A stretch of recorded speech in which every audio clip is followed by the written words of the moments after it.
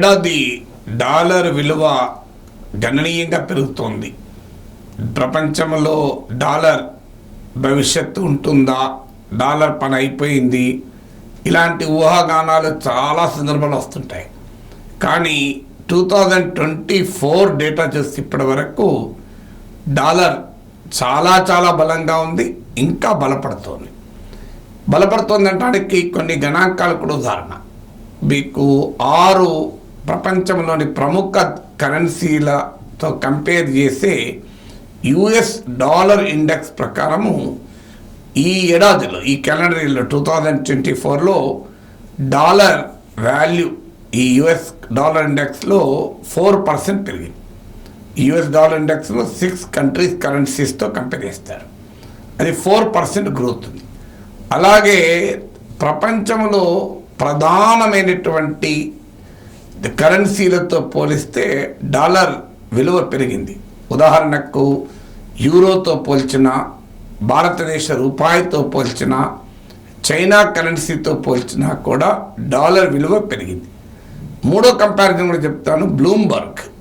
Bloomberg track చేసిన 150 countries, 150 కరెన్సీలను track చేస్తే ఈ 150 కరెన్సీలలో 2/3 అంటే 3/2 కరెన్సీలతో పోలిసిన డాలర్ విలువ పెరిగింది. అంటే డాలర్ వరల్డ్స్ మేజర్ కరెన్సీస్తో కంపేర్ చేస్తే పెరిగింది, మోస్ట్ ఆఫ్ ది వరల్డ్ కరెన్సీస్తో పోలిస్తే పెరిగింది. సో క్లియర్గా ఈ 3 గణాంకాలు డాలర్ బలపడుతోంది అన్నదాన్ని స్ట్రెంథెన్ చేస్తుంది. ఇక ఎందుకు బలపడుతుంది, వాట్ ఆర్ ద రీజన్స్ అంటే, మనందరికీ తెలుసు అమెరికాలో ఇన్వెస్ట్ చేస్తే బెటర్ రిటర్న్ ఉంటుంది అనుకుంటే ప్రపంచంలో పెట్టుబడులు అమెరికా వైపే వెళ్తాయి. సో అమెరికాలో రేట్ ఆఫ్ రిటర్న్ కనుక ఎక్కువ ఉంటే అమెరికాకు పెట్టుబడులు వెళ్తాయి, అమెరికా డాలర్ బలపడుతుంది.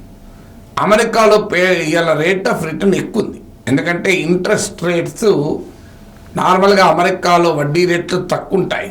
కానీ అమెరికాలో ఈ ఇన్ఫ్లేషన్, ద్రవ్యోల్బణాన్ని కట్టడి చేసేందుకు American central bank US federal reserve వడ్డీ రేట్లను పెంచుతూ వస్తుంది.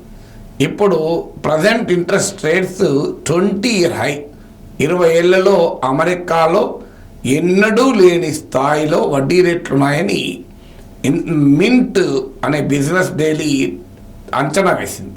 20-year హై లెవెల్లో యుఎస్ ఇంట్రెస్ట్ రేట్స్ ఉన్నాయి. ఈ 2024లో కూడా పెద్దగా మార్పు ఉండకపోవచ్చు అని, అంటే కొంత తగ్గిస్తారని ఎక్స్పెక్ట్ చేశారు. కానీ ఆ ఎక్స్పెక్ట్ చేసినంత కూడా వడ్డీ రేట్లు తగ్గకపోవచ్చు అని. కారణం యుఎస్ ఫెడరల్ రిజర్వ్ పెట్టుకున్న ఇన్ఫ్లేషన్ లెవెల్ ఇంకా రీచ్ కాలే, టార్గెటెడ్ ఇన్ఫ్లేషన్ లెవెల్ రీచ్ కాలే. అందువల్ల అమెరికా వడ్డీ రేట్లు ఈ 2024లో కూడా పెద్దగా మార్పు ఉండకపోవచ్చు. అమెరికాలో వడ్డీ రేట్లు ఎక్కువ ఉన్నప్పుడు ఏమవుతుందంటే అమెరికన్ బాండ్లకు వీటికి ఆటోమేటిక్గా బెటర్ రేట్ ఆఫ్ రిటర్న్ వస్తుంది. సో వడ్డీ రేట్లు ఎక్కువ ఉన్నప్పుడు యుఎస్ ట్రెజరీ బిల్స్కు అలాగే యుఎస్ బాండ్స్కు బెటర్ రేట్ ఆఫ్ రిటర్న్ వస్తుంది. కనుక అమెరికాలో డాలర్లలో ఇన్వెస్ట్ చేసడానికి డిమాండ్ పెరిగి డాలర్ విలువ బలపడుతుంది. సెకండ్ ఫ్యాక్టర్ ఏంటంటే అమెరికన్ స్టాక్ మార్కెట్స్ చాలా హైయెస్ట్ లెవెల్, పీక్ లెవెల్లో ట్రేడ్ అవుతున్నాయి. ఇదొక ఇండికేషన్ అమెరికన్ ఎకానమీలో సానుకూల అంశం ఉన్నట్లు. సో దానివల్ల కూడా ఫారిన్ ఇన్వెస్ట్మెంటు అమెరికన్ స్టాక్ మార్కెట్లోకి ఎక్కువగా వచ్చి పడుతుంది. థర్డ్ ఫ్యాక్టర్ ఏంటంటే జియో పొలిటికల్ టెన్షన్స్. అంటే ప్రపంచంలో ఉద్రిక్తతలు ఉన్నప్పుడు డాలర్ను సేఫ్ హ్యావెన్గా చూస్తారు, అంటే సురక్షితమైన పెట్టుబడిగా చూస్తారు. ఇవాళ ఇజ్రాయెల్ గాజా వార్ నడుస్తోంది, రష్యా యుక్రెయిన్ వార్ క్లోజ్ కాలేదు, ఇరాన్ ఇజ్రాయెల్ మధ్య కాన్ఫ్లిక్ట్ మొదలైంది, ఇది రీజనల్ టెన్షన్స్ పెరిగాయి, రెడ్ సీలో హూతీ తిరుగుబాటుదారులు ఇంకా దాడులు అడపాదడపా జరుపుతున్నారు.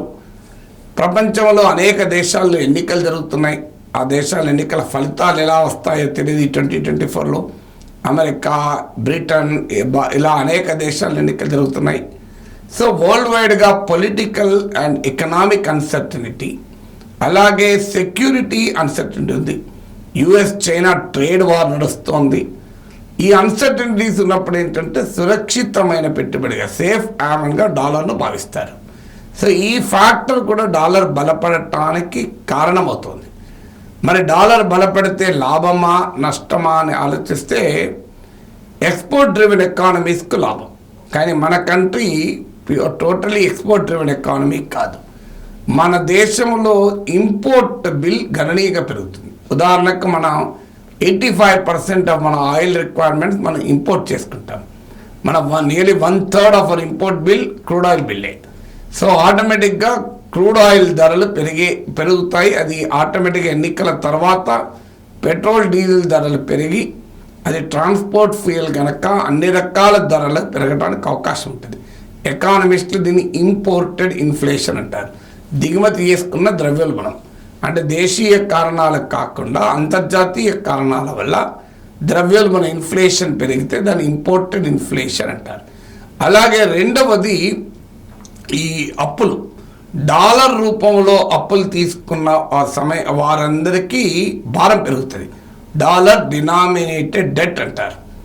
లిబరలైజేషన్ తర్వాత మన కార్పొరేట్ రంగం విదేశీ అప్పులు తీసుకోవటానికి నిబంధనల్ని సరళతరం చేశారు. దీంతో విదేశాలలో తక్కువ వడ్డీకి అప్పు దొరికితే ఆ అప్పు తీసుకొని భారతదేశంలో ఉన్న అప్పును తీర్చుకున్నారు మన కార్పొరేట్ కంపెనీలు. దానివల్ల Indian corporate sector external debt exposure పెరిగింది. ఇప్పుడు అలా డాలర్ రూపంలో అప్పులు చేసిన వారు ఎక్కువ చెల్లించాల్సి ఉంటుంది డాలర్ విలువ పెరిగినప్పుడు.